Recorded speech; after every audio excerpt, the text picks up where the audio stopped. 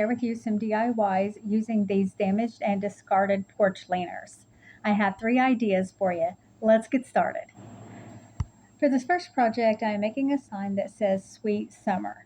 And I'm taking these scrap pieces of wood that we got from this place where we get scrap wood a lot. My husband and I go there and pick up the scrap wood that they are throwing away.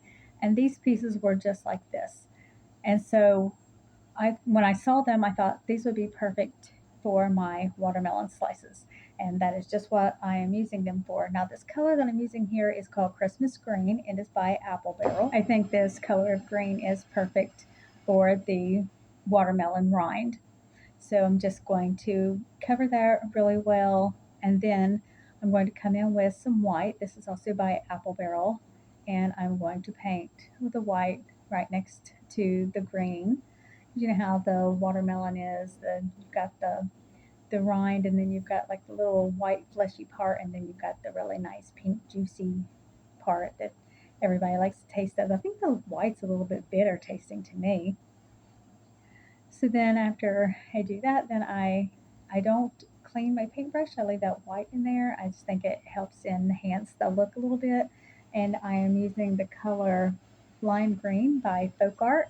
And I'm just taking my brush and making like little squigglies, because you know how the rind is dark green and light green.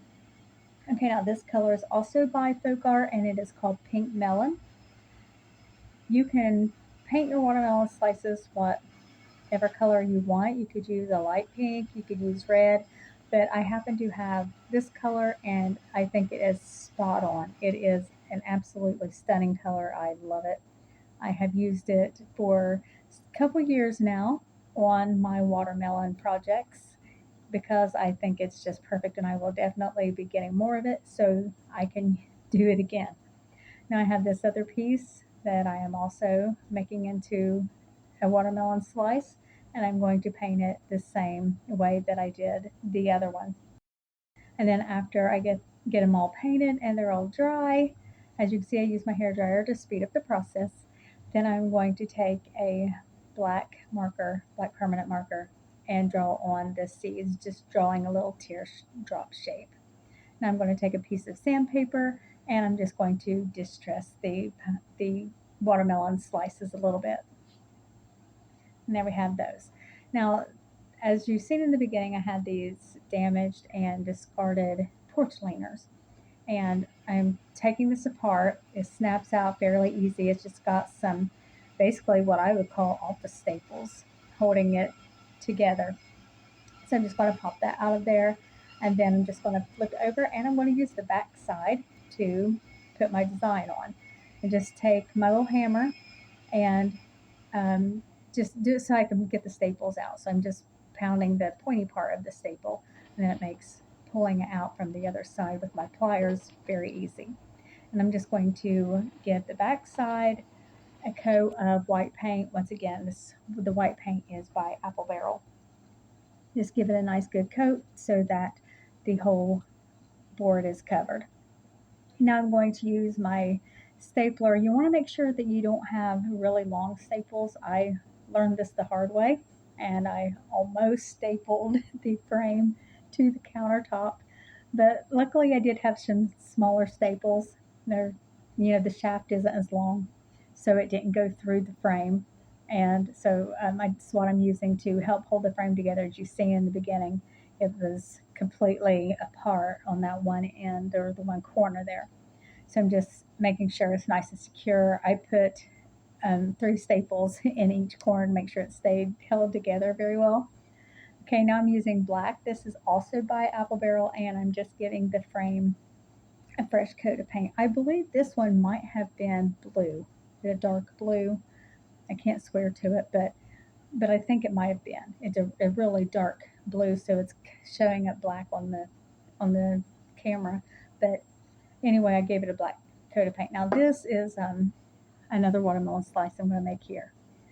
And I had to actually cut this out. And I started using a little hacksaw, one of those little ones that you can get from Dollar Tree actually. And my husband saw what I was doing, and so he got a bigger saw and finished it off for me. And now I'm just painting it. I'm using those same colors that I used on these smaller watermelon slices. This watermelon slice is going to be the U in the word summer. So I'm just going to use that Christmas green to paint the rind, and then once again the white to make the white part. You know what I'm talking about. And then I'll use the pink melon color to um, paint the fleshy part of the watermelon. Oh, I forgot about the stripes here. Using the what leftover white paint was on the paintbrush along with the lime green. Okay, now for the pink melon, it's gonna and I this piece of wood was a little darker, so it looks good on camera. It looks like it completely covered it, but face to face, I could still see the brown from the wood through it. So after I get it dry with my hair dryer, then I put another coat of the pink melon. The green and the white did fine, but the pink, for some reason, the brown from the wood was still showing through, and I didn't want that for my watermelon slice, so I gave it a second coat. And then once that was dry, once again, I used my permanent marker to make my watermelon seeds. Now I have this stencil that says sweet, and I am going to use the pink melon color to put the word sweet onto the top of my sign. I decided to do most of the decorating before I put it all back together. So I'm just using my stencil and a stencil brush and just going up and down to stencil the letters onto my sign. Now I'm taking these other stencils I have to help with my placement of my other letters. This for the word summer. Now remember, this watermelon slice that's on there is going to be my U. So the other stencils I'm not using the stencils because I don't have all of this letter stencils for the word summer. So I'm just going to freehand it, do it as best as I can. I think it comes out cute. Now, if you want absolutely perfect letters, by all means use stencils. You could use vinyl, whatever works for you, but I'm perfectly fine with my handwriting. I don't think it's all that horrible. And I think it comes out cute, kind of, whimsical. So anyway, I'm just doing it freehand style.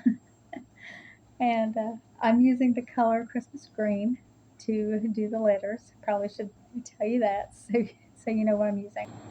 Now this dry, before I put the watermelons on, I'm going to put the back into the frame and secure it with staples, and that part got cut out somehow. So now I'm using my stapler to put the watermelon slices onto the sign. Now I did, for the big watermelon slice, I did use longer staples for it because it was heavier. Okay, now for the second project, once again, using one of those porch leaners, I'm taking it all apart and I'm going to get the staples out of the back so that way we can put our design on there. Okay, once all that's done, now I'm going to take the white by Apple Barrel and I'm going to add some burnt umber, also by Apple Barrel, to the white so that it's more of an off-white color.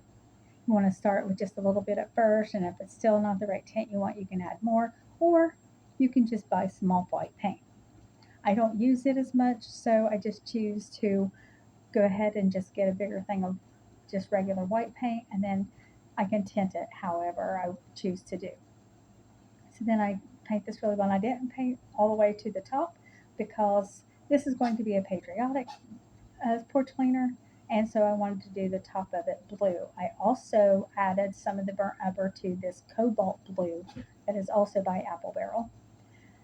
Then once that is dry, I give it a second coat because I wanted it to be, a little bolder.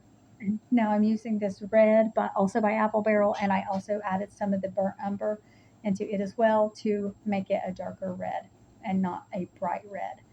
I believe that is the color, actually, bright red.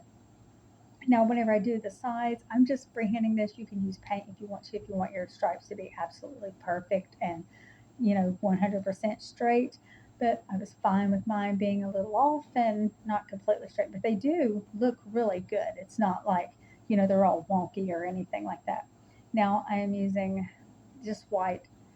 I didn't add any of the brown to this white. It's just plain white, and I'm painting the letters on. Once again, you could use stencils, or vinyl, whatever you choose to do. But like I said, I could freehand it pretty good. I think it looks nice. So that's what I did here. And now I am putting on my stars. I want to put on 13 stars. And I messed up and I couldn't figure out how I'm going to get 13 stars to not look goofy. So I put one star in between the sevens. So there's 12 around and then one in the sevens. And I'm going to make a little sunflower wreath. I have this vine. It was just in our outbuilding. It was in the yard originally. And I was like, might be able to use this later. So I put it in our outbuilding, and it got a little too dry for me to be able to make it a complete circle. So it's kind of an oval, but I think that's okay. It turns out just fine. So I'm also taking this sunflower vine. It's just part of the sunflower vine I have left over from some other projects, and then I just put it onto the vine there, and I secured it with hot glue and with a twist tie. Couldn't think of what it was called there for a second. And I'm just adjusting the flowers to get them to point forward instead of to the side or backward. And once I get those all secured, where I want them. Now I'm taking this ribbon. I got this ribbon from Dollar Tree, and it's 2.5 inch ribbon, and it was a little too wide for the bow I wanted to make. So I just cut the ribbon in half, and then I just made a little simple shoestring bow and just secured that to the top of my wreath, just like that. And then it's going to go on the sign there. See where I'm putting this ribbon here? I took the other part that I cut the other half, and that's what I wrapped around my sign. Because I didn't have that perfectly straight, and so it's like, well, that's okay. I'll cover that up with the ribbon, and so nobody will know that that wasn't perfectly straight there. So then, like I said, that's where I'm going to hang the wreath, and then I'm sanding the frame just to distress it a little bit. And I'm going to use that. This is the part you didn't get to see with the last sign, was securing everything with the staples. And then I just put the back in, just like that. And then use those staples. Remember the shorter staples, you don't want longer staples because they will go through, and you'll staple your sign to whatever you're stapling on top of. So these little short staples work great. And then I just use some jute twine to tie onto the top of the wreath. And then I'm going to thread that in underneath the ribbon and tie it. And then I'll hide the knot in behind the ribbon. And then I'm going to take the stapler. Good thing what it's called again. Jeez, I'm having a day. And then just secure it up there, and you can't see the staple. It's hidden behind the ribbon on the bow ribbon. It's so cute. I love it. Okay, for this third project, I absolutely love this. I cannot express to you how much I love this. It is just absolutely perfect. Um, it's a Mickey Mouse sign that I want to hang in the kitchen. It's not going to be a porch cleaner, and it's going to be long ways. Now I'm taking, I painted the backboard the white by Apple Barrel, and then I used the lime green and just a, a sponge circle pouncer, and put the put these green dots on there. The walls of my kitchen are green, about the same color. So that is why I put those on there, because I want to incorporate it into my kitchen, make it, match with the decor that I already had in here. And I do have Mickey Mouse in my kitchen. My walls are green. They're green apple color.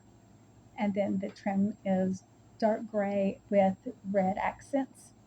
So that's what we're doing here. I am making a Mickey Mouse sign that is going to match. And this stencil says, "Happiness is homemade."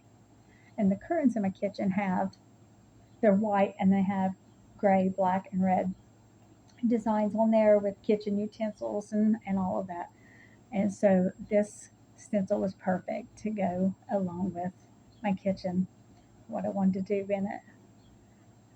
I think this is so cute. It's just perfect.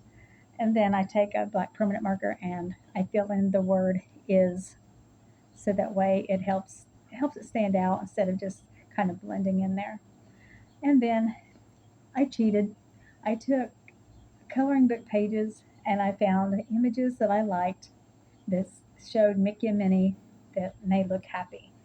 So I'm taking some Mod Podge. What I done, I cut their pictures out of the coloring book pages. I got the coloring books from Dollar Tree, and usually I draw the stuff. I find images, do like a Google search, and find an image, and I draw it. And I was like, I'm going to cheat this time. I'm going to make this super easy on myself. So that's what I did, and I cut their images out, and then I'm using Mod Podge, and I'm putting the Mod Podge on the back of the coloring page, so that way I don't have, like, if I would just put it on the sign and then put the picture down, chances are I'm going to have the Mod Podge on the outside the around the image, and I didn't want it that way. I didn't want you to be able to see that there was any Mod Podge on there. So I just used a light coat, and I want to use a light coat because I also do not want these to wrinkle. I wanted them to, be nice and smooth. So I just use a thin coat, and I just put it right on the back of the coloring page and then press it down. And it turned out great. I like how it turned out. And then once I get those all on there, then I'm going to use the same colors of paint that I've been using, the bright red and the white. I'm also going to mix up a peach color with white and orange to paint their faces with. And in addition to that, I'll be using the color Bright Yellow by Apple Barrel on Mickey Mouse's shoe.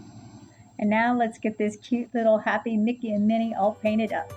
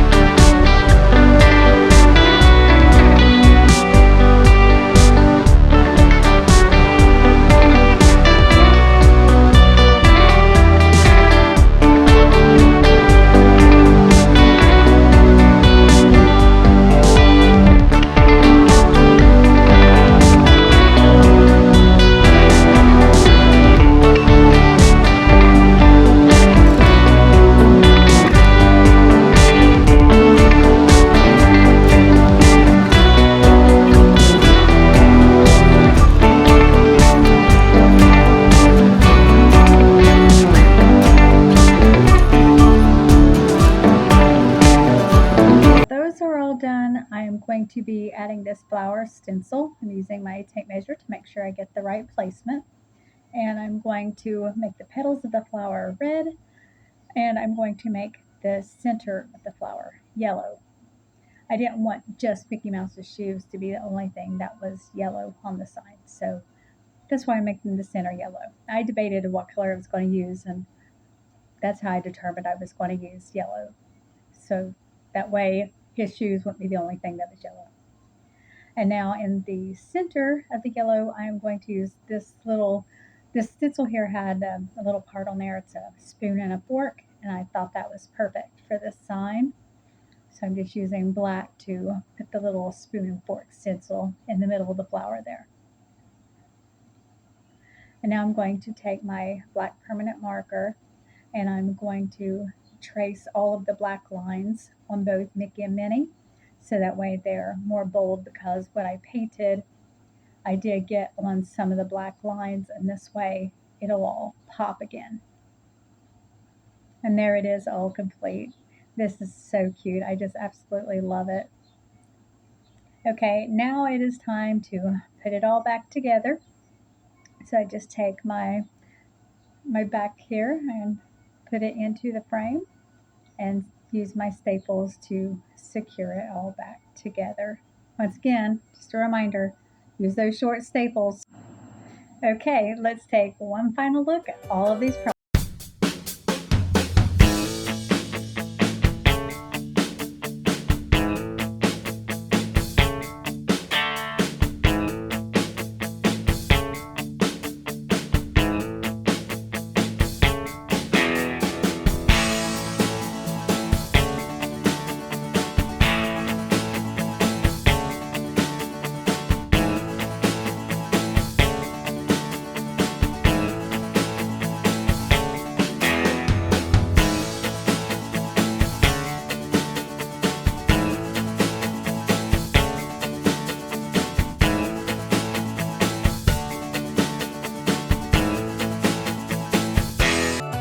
Okay, that's all for this video. Thank you so much for watching, and I'll see you in the next one.